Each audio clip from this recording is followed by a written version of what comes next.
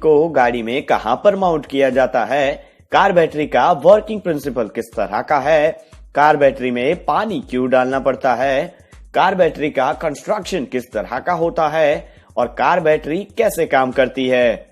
तो स्टार्ट करते हैं लोकेशन से। तो नॉर्मली गाड़ी के फ्रंट इंजन कंपार्टमेंट के अंदर आपको बैटरी माउंट की हुई मिल जाती है, जो कि नॉर्मली राइट साइड माउंट होती है। अब हर एक मैन्युफैक्चरर के ऊपर बैटरी का लोकेशन जो है वो चेंज होता रहता है।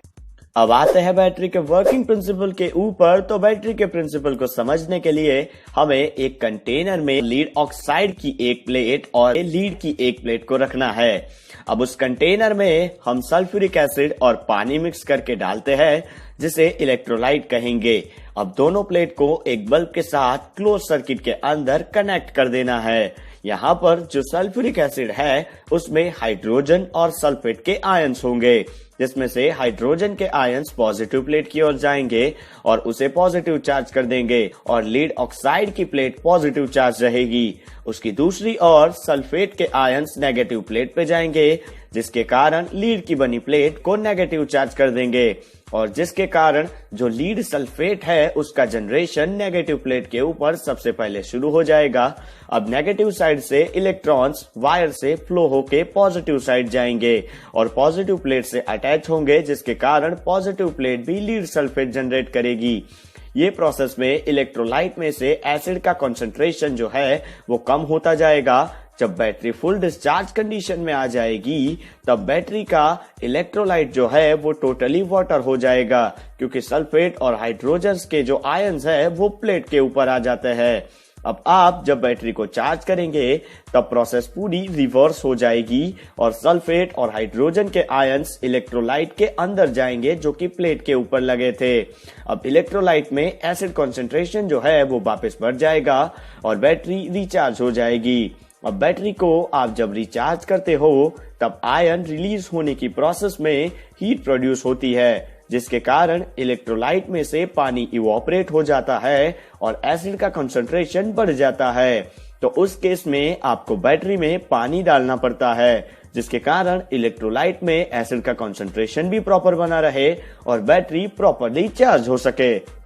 अब आते हैं कार बैटरी के कंस्ट्रक्शन के ऊपर। तो इस केस में जो पॉजिटिव प्लेट है वो लीड ऑक्साइड की बनी होगी, जबकि नेगेटिव प्लेट है लीड की बनाई जाएगी। इन दोनों प्लेट के ऊपर एंटीमनी की पेस्ट लगाई जाएगी, या फिर आप ऐसा कह सकते हैं कि कोटिंग की जाएगी, जिसके कारण दोनों की दोनों प्लेट है उसका ऑक्सीडेशन ना हो और दोनों बैटरी डिस्चार्ज या रिचार्ज होने के प्रोसेस है उसमें गैस जनरेशन कम करे।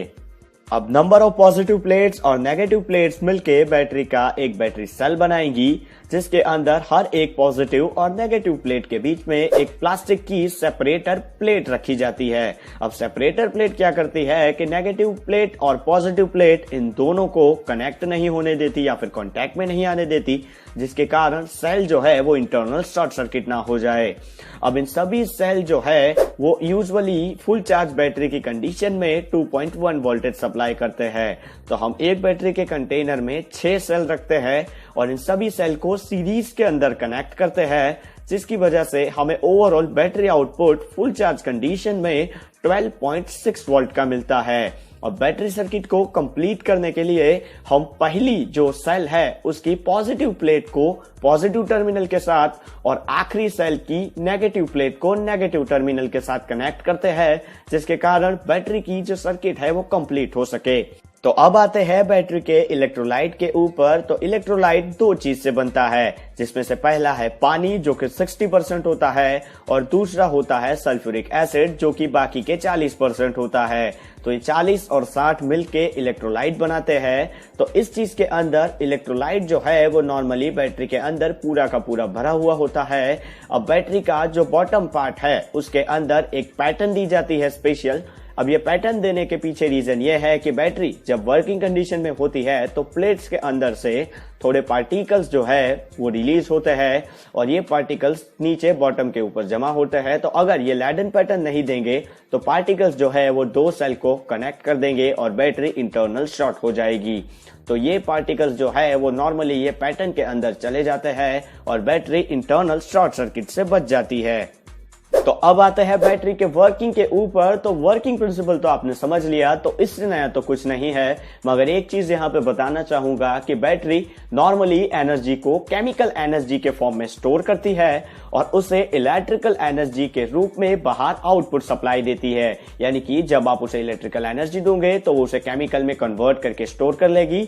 अब आपको जब इलेक्ट्रिसिटी वापस चाहिए तो वही केमिकल की इलेक्ट्रिकल एनर्जी कन्वर्ट करके वो आपको वापस दे देगी। तो दोस्तों आज के